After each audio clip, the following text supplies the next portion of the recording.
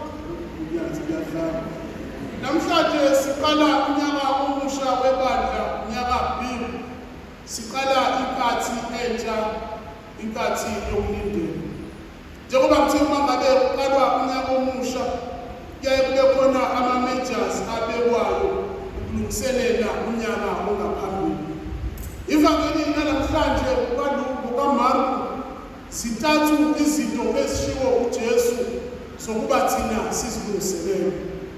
Oqala uthi qaphelani.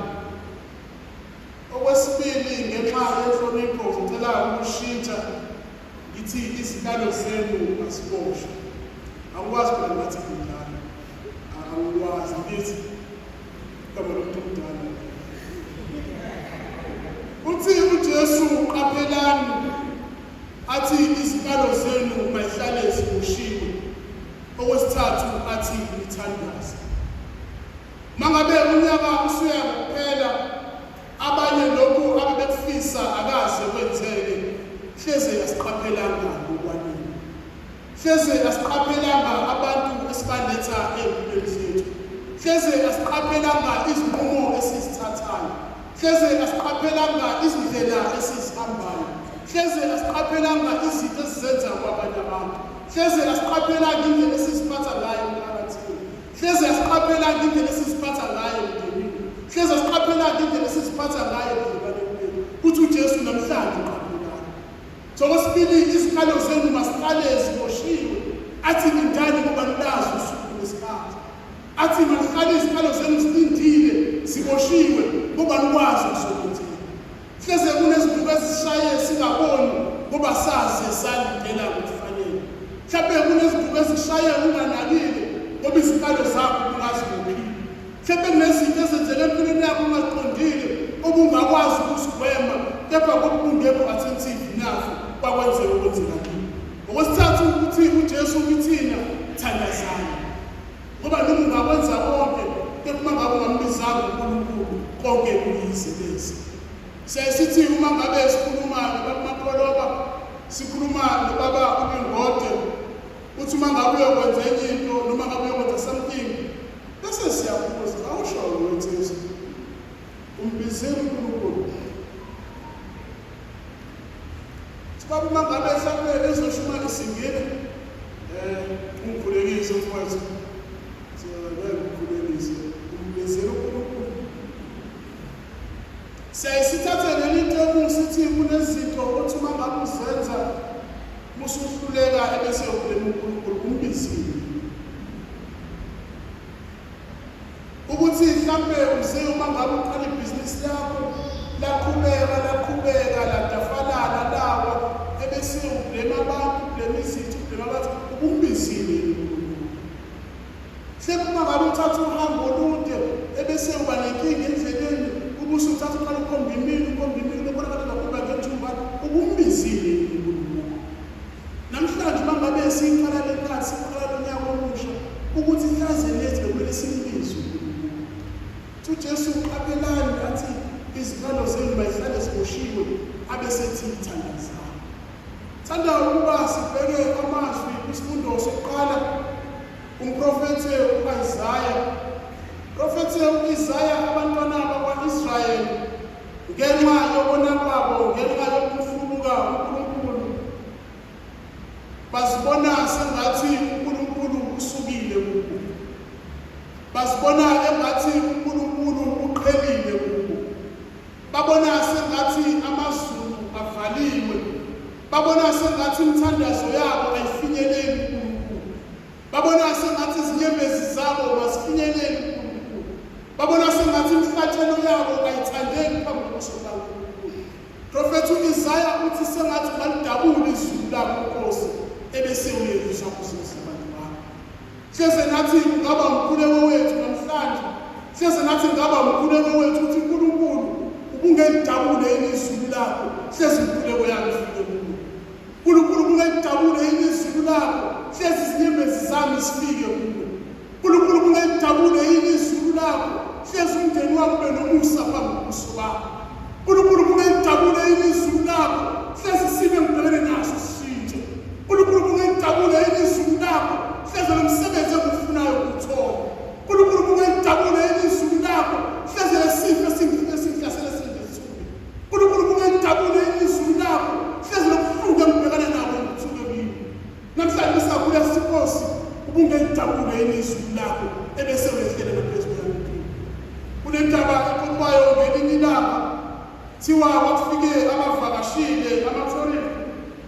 kuthiwa uma ngabe ehamba ezulazula abona uhlobo oluthize lwembali ebese efuna ukuba ayolithatha ahambe nayo ayolitshala ezweni lakubo, kepha ingqinamba ababhekana nayo ukuthi baza kufinyelela kanjani kulolu hlobo lwembali.